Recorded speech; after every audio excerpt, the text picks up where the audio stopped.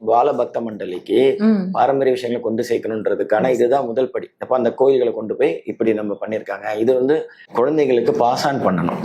இது ரொம்ப ரொம்ப முக்கியமானது.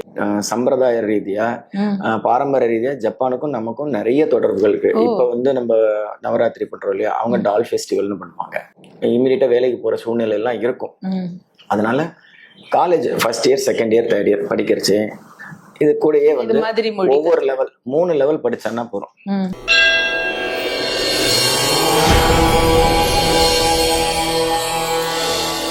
பொதுவா திருக்கோவில், கோயில் இல்லாத இடத்துல மனிதர்கள் இருக்கவே கூடாதுன்னு சொல்லியிருக்காங்க இல்லையா? திருக்கோவில் அப்படின்னு உடனே உங்க மனசுல வர்ற ஈர்ப்பு எப்படி இருக்கு? திருக்கோவில்னாலே நமக்கு பக்தி தான், இறையருள் தான். நம்ம ஒரு கோயிலுக்கு போகிறோம் அப்படின்னாலே நம்ம வாழ்க்கையில நல்ல நேரம் இருக்குதுன்னு அர்த்தம். கோயிலுக்கு போகணுன்ற எண்ணமும் சூழ்நிலையும் தேக ஆரோக்கியமும் அந்த இடம் நமக்கு அருகாமையில இருக்கிறது, இதெல்லாம் வந்து நமக்கான நல்ல சைன். ஸோ நம்ம தமிழ்நாட்டை பொறுத்த வரைக்கும் எங்க திரும்பினாலும் கோவில் தான். ஸோ தமிழ்நாடு வந்து ஒரு பிளஸ்டு, அது மிகப்பெரிய வாய்ப்பு, தமிழகத்துக்கு கிடைத்த மிகப்பெரிய வாய்ப்பு. உலகின் சொத்து தமிழகம், கோவில்கள் இருக்கிறதுனால. ஸோ நம்ம முடிஞ்ச அளவு நம்ம முன்னோர்கள் கொடுத்ததை நம்ம பராமரிச்சோம்னா ரொம்ப மகிழ்ச்சி. அதுதான் நம்ம தேசத்துக்கு செய்யக்கூடிய மிகப்பெரிய பணியா இருக்கும். நீங்க பார்த்து வியந்த திருக்கோவில்னா எந்த திருக்கோவில் சொல்லுவீங்க? இங்கேருந்து ஒரு விழுப்புரத்துக்கிட்ட ஒரு கோவில் இருக்கு. அந்த கோவில் வந்து சிவபெருமான் வந்து பசுக்களுக்கு கொம்பு கொடுத்தாருன்னு இருக்கு. நம்ம வந்து ஜல்லிக்கட்டு ஆர்ப்பாட்டத்திறப்ப அங்க கோவில் போய் தரிசனம் பார்த்தோம், அப்ப தெரிஞ்சது. இப்ப ஜல்லிக்கட்டு ஆர்ப்பாட்டம் எல்லாம் நம்ம பாக்குறோம்னா சிவபெருமான் வந்து பசுக்களுக்கு கொம்பு கொடுத்தாருன்ற கோவில் தமிழர்கள் எல்லாரும் தெரிஞ்சிருக்கணும்ல. அது வந்து நம்ம பாரம்பரியத்தை பறைசாற்றும் கோவில் அல்லவா. சோ கோமாதாவை வழிபடுறோம். சோ அதுதான் இப்ப நம்மளுடைய நோக்கம் வந்து பாலபக்த மண்டலிக்கு பாரம்பரிய விஷயங்களை கொண்டு சேர்க்கணுன்றதுக்கான இதுதான் முதல் படி. அப்ப அந்த கோயில்களை கொண்டு போய் இப்படி நம்ம பண்ணிருக்காங்க. இது வந்து கல்வெட்டுலயே இருக்கு. இதே பிரிங்கி முனிவர் தான் அங்கேயே வந்திருக்காரு. சோ இதெல்லாம் வந்து நம்ம குழந்தைகளுக்கு பாஸ் ஆன் பண்ணணும். இது ரொம்ப ரொம்ப முக்கியமானது. வரலாற்று வீரர்கள், இப்போ சரித்திர புருஷர்கள் நம்ம சொல்றோம் இல்லையா, அது மாதிரி யார நீங்க பிரதானமா உதாரணமா சொல்லணும்னா பிள்ளைகளுக்கு யார சொல்லுவீங்க நீங்க கோயில்ல பேசுற போதெல்லாம் குழந்தைகளுக்கு? கண்டிப்பா நம்ம பாரதியாரை சொல்லுவோம். பாரதியார் நிறைய மொழிகள் படிச்சிருக்கிறாரு, நிறைய இலக்கியங்கள் படிச்சிருக்கிறாரு, அயல்நாட்டு இலக்கியங்களும் படிச்சிருக்கிறாரு. அடுத்தது விவேகானந்தரே சொல்லுவோம். இவங்க 2 பேருக்கு என்ன ஒரு முக்கியமான விஷயம்னா அவங்க நாகரிகத்தையும் கலாச்சாரத்தையும் பிரிச்சு பார்த்திருக்கிறாங்க. அது ரொம்ப ரொம்ப முக்கியம். விவேகானந்தர் வந்து சிக்காகோ சொற்பொழி முடிஞ்சு தேசத்துக்கு வந்ததுக்கு அப்புறமா அவங்க தாயாருக்கு ஒரு பிரார்த்தனை இருந்தது. என்ன பிரார்த்தனைனா வந்து இந்த மாதிரி காளி கோவில்ல பிரார்த்தனை பண்ணியிருக்கேன், நீ நல்லபடியா திரும்ப வந்தோன்னா அங்க பிரதட்சணை பண்ணணும் அப்படின்ட்டு. ஸோ அவர் வந்து அவங்க அம்மா சொன்னோன்னா அன்னைக்கு பண்ணியிருக்காரு. அது முடிச்சதுக்கு அப்புறம் மேலை நாட்டு பத்திரிகையாளர்கள்லாம் இருப்பாங்களா, அவங்க வந்து அவர்கிட்ட வந்து கேட்குறாங்க, நீங்க வந்து மேலை நாட்டுக்கெல்லாம் போயிட்டு வந்துட்டீங்க, நிறைய விஷயங்கள் சொன்னா உங்களை சொல்றது எல்லாரும் கேட்கும் போது இப்படியே மண்ணில் உருள்றாமா அவங்க அம்மா சொன்னாங்கன்னு சொல்லிட்டு அப்படின்னு கேட்குறாங்க. அப்போ அவங்க சொன்னாங்க, மிகப்பெரிய விஞ்ஞானி தத்துவ ஞானி யாரா இருந்தாலுமே கூட என் தாய் சொல்லுதான் எனக்கு ரொம்ப தாரக மந்திரம். எங்க அம்மா எந்த காலத்துல தப்பா சொல்லவே மாட்டாங்க, கைட் பண்ணவே மாட்டாங்க.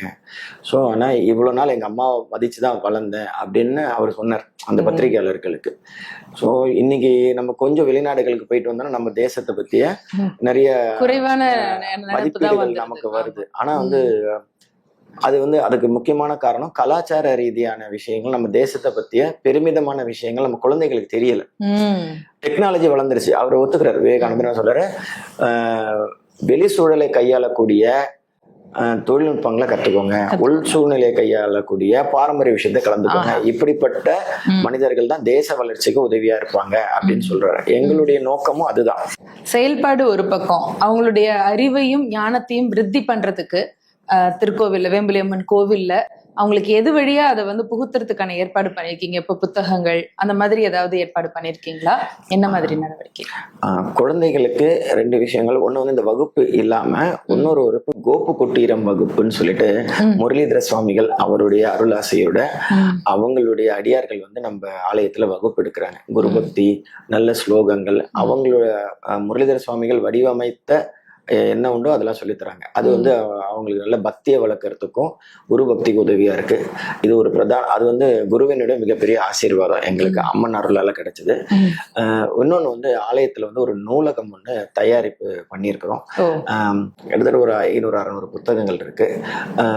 ஒரு 175 டாபிக் நம்ம வந்து ஆய்வு பண்ணி இந்த நூலகத்தை அமைச்சிருக்கிறோம். இந்த நூலகம் வந்து சிறார்லேருந்து பெரியவங்க வரைக்கும் எல்லாருக்குமே உதவிகரமா இருக்கக்கூடிய நூல்கள். குழந்தைகளுக்கு அப்படின்னு பார்த்தீங்கன்னா பால ராமாயணம், பால மகாபாரதம், ராமகிருஷ்ண மடத்துல நிறைய முக்கியமான நூல்கள் இருக்குது. குழந்தைகளுக்கு ராமகிருஷ்ணர் சொன்ன கதைகள், விவேகானந்தர் சொன்ன கதைகள், இது இல்லாமல் சின்மயா மிஷன் அதுல வந்து சுவாமிஜி எழுதிய நூல்கள் நிறைய இருக்கு. அந்த புஸ்தகங்கள் வச்சிருக்கோம். இது இல்லாம பெரியவங்களுக்கு அப்படின்னு பாத்தீங்கன்னா 18 புராணங்கள், 274 சிவஸ்தலங்கள், 108 திவ்ய தேசங்கள், 63 நாயன்மார்கள் சரித்திரம், ஆழ்வார்கள் சரித்திரம், நவகிரக ஸ்தலங்கள், 52 சக்தி பீடங்கள், இந்த மாதிரி முக்கியமான நூல்கள் எல்லாமே இருக்கும். இது இல்லாம பதிகங்கள், பாராயணங்கள், பூஜை விதான முறைகள், இதெல்லாம் அடங்கிய நூல்கள் இருக்குது. ஸோ இப்போ ஒரு வீட்டுக்கு போனா 10 வயசு குழந்தையும் புக்கு படிக்கலாம், பெரியவங்களும் புக்கு படிக்கலாம்.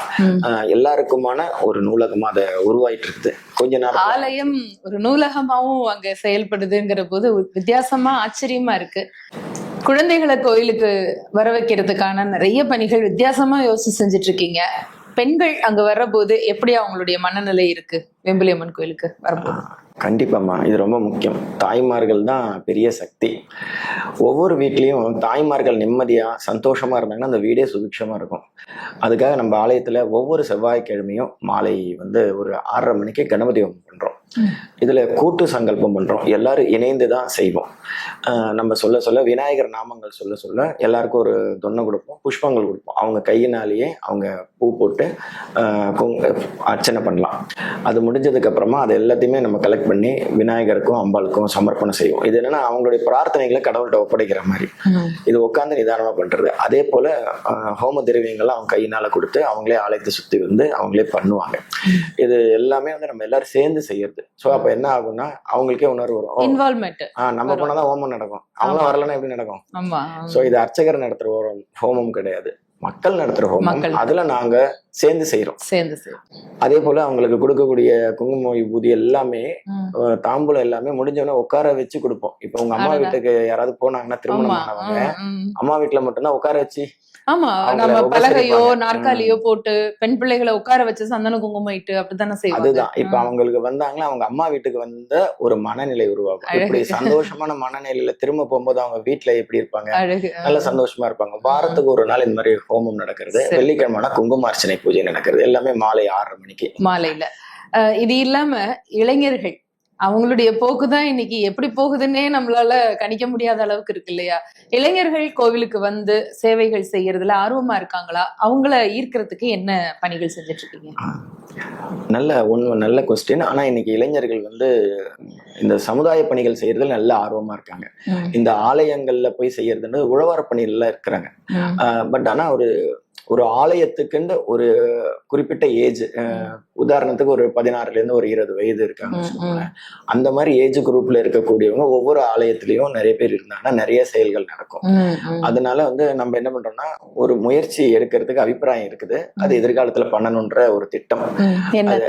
அது என்னன்னா நல்ல பக்தியா இருக்கவங்க நல்லா இருக்கணும். அது ரொம்ப முக்கியமான நோக்கம். அவங்க நல்லா இருந்தா இன்னும் நிறைய நல்ல விஷயங்கள் செய்வாங்க.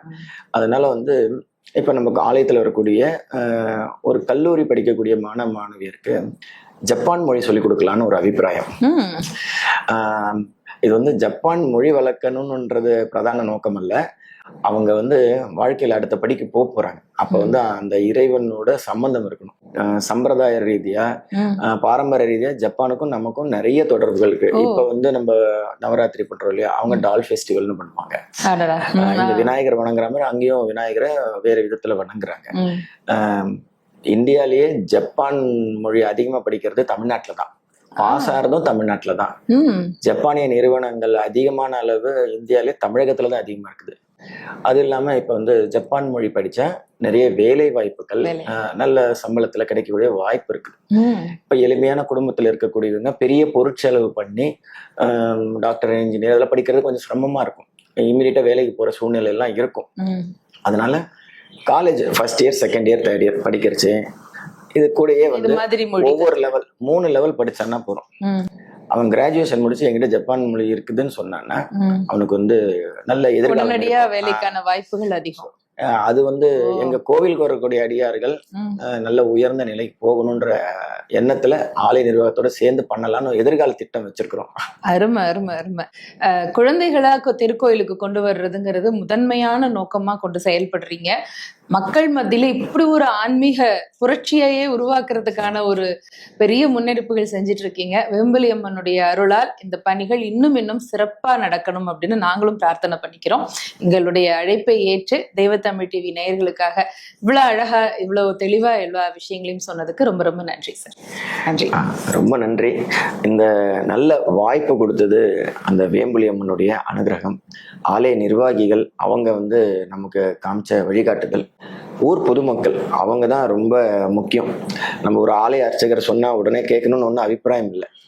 இருந்தாலும் சரி அவர் சொல்றாரு, அவர் சொல்றதை கேட்போம்னு நினைச்சு நமக்கு உதவியா இருந்த ஊர் பொதுமக்கள், குழந்தைகளை நல்ல விதமாக அமைச்ச பெற்றோர்கள், இவங்க எல்லாருக்கும் என்னுடைய மனமார்ந்த நன்றிகள். இது எல்லாத்தையும் விட இந்த நல்ல விஷயம் நடக்குது, இதை வந்து மக்களுக்கு தெரியப்படுத்தணும், நல்ல விஷயங்கள் நல்ல மக்களுக்கு போகணும்னு நினச்சி நல்ல சத்காரியங்கள் செஞ்சிட்டு இருக்கக்கூடிய தெய்வத்தமிழ் யூடியூப் சேனல் நிர்வாகிகளுக்கும் இவ்வளோ நேரம் நல்ல விதமாக பேட்டி எடுத்தவங்களுக்கும் ஆலயத்தின் சார்பாக மனமார்ந்த நன்றிகள்.